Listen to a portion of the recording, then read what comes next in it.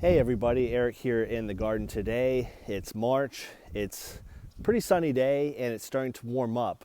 So today is probably one of our most important videos. I want to talk about pruning. A lot of questions about pruning. People become concerned, are they doing it right? How do you do it? That's probably one of the most viewed things on YouTube with regards to roses. So I want to break it down into 4 steps today to make it easy for you. I'm going to try to make this a pretty short video. The first step, number 1, why do we prune? One of the main reasons is the health and maintenance of the bush itself. You're taking out things such as diseased canes, dead wood, so you're cleaning out and making room for new growth. This includes spindly canes, so you're establishing a health for the plant by removing the diseased canes and also the spindly ones. You're making room for new growth. This allows for the new growth and it also opens the bush up.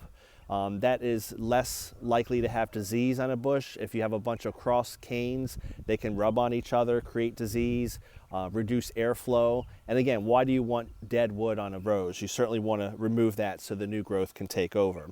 One last reason why you want to prune a rose bush is height.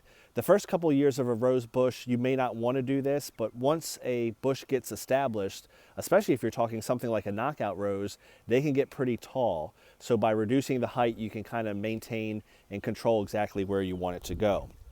The next question, or step number 2, is when do you actually do it? This is the hardest one for people to realize because sometimes it's still in the latter part of winter or early part of spring. But there's really 2 times of the year that you want to prune your roses.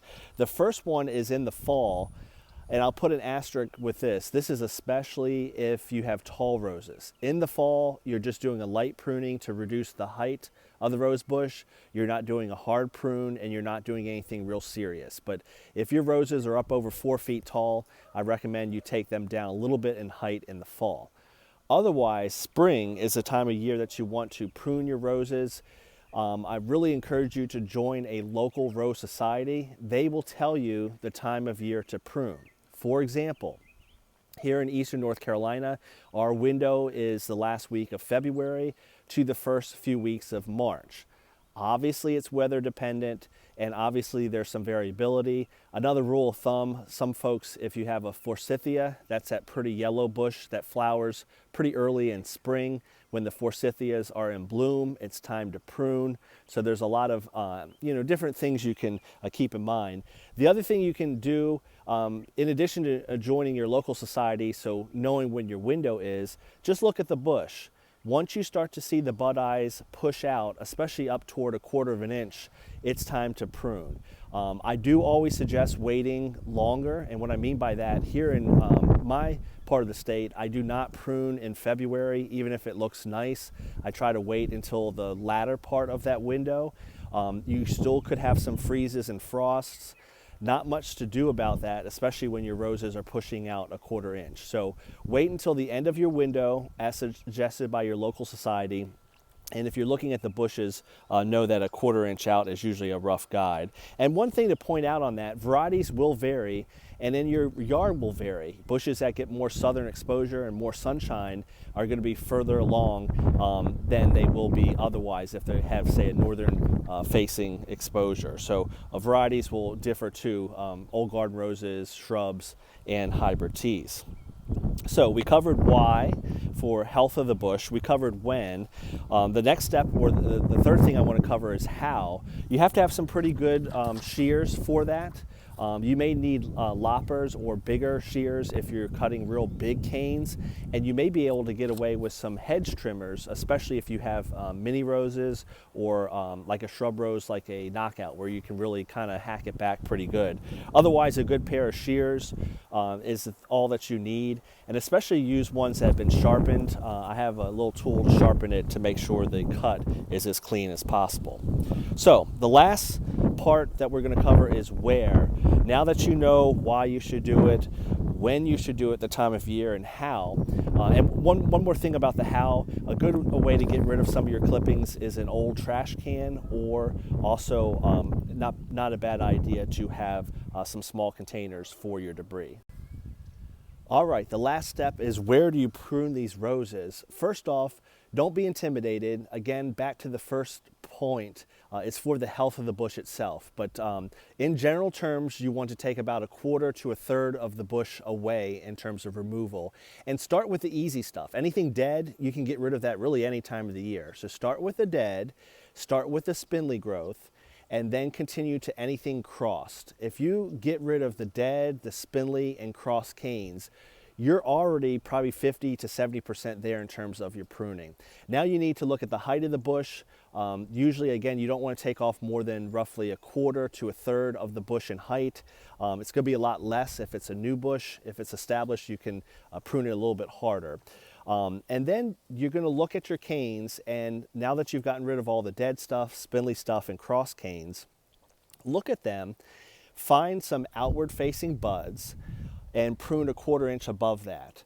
So sometimes you're going to have to go lower on the bush to find a real good bud eye or some growth pushing out, and other times it's going to be easier. So find that outward facing bud, and that's going to encourage growth away from the center of the bush itself.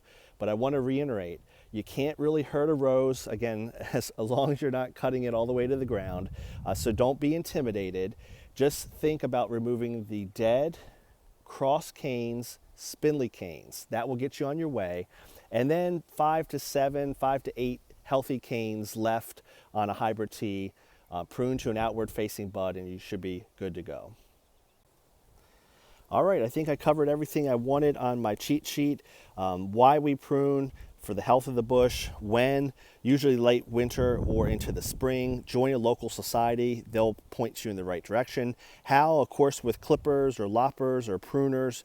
A good trash can or container can help carry away your old canes or your prune canes. And where, we always talk about the outward facing bud, but again, 5 to 8 canes in a hybrid tea is all that you need. So I've got a lot of work ahead of me. There's my trash can and loppers and buckets, and those are all my roses that are just starting to leaf out. Again, I'm toward the end of my window. I like to take it slow. I want to give you a look of the roses before I prune them, and I may do some before and afters, but it's going to vary.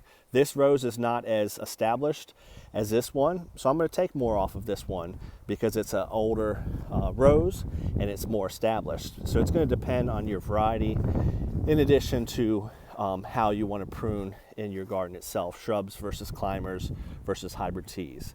So that's it. I just want to give you a little look at the garden before our spring pruning. These were taken down probably 1 foot to 2 feet in the fall, and that was mainly done because they were so tall. I wanted to ensure that we didn't have any damage in the winter time. And as I go through the garden, again, some roses are more mature. They will be pruned a little lower, maybe 1/3 of the bush will be taken off. And then as we pan over to this part of the garden, some of these were just planted within the last year or two. So I may not take much of them off at all.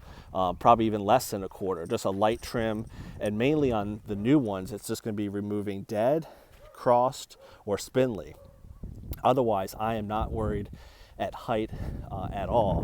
Versus these over here in my most established beds, yes, I'm going to lower those quite a bit with regards to height because I have plenty of huge, thick canes to choose from. And this is a good example here. It's a sport of Let Freedom Ring, Zach Nobles, and you can see I have plenty of bud ice pushing out, and that's a big old cane, and I've got lots of big old canes, so I have more room to prune.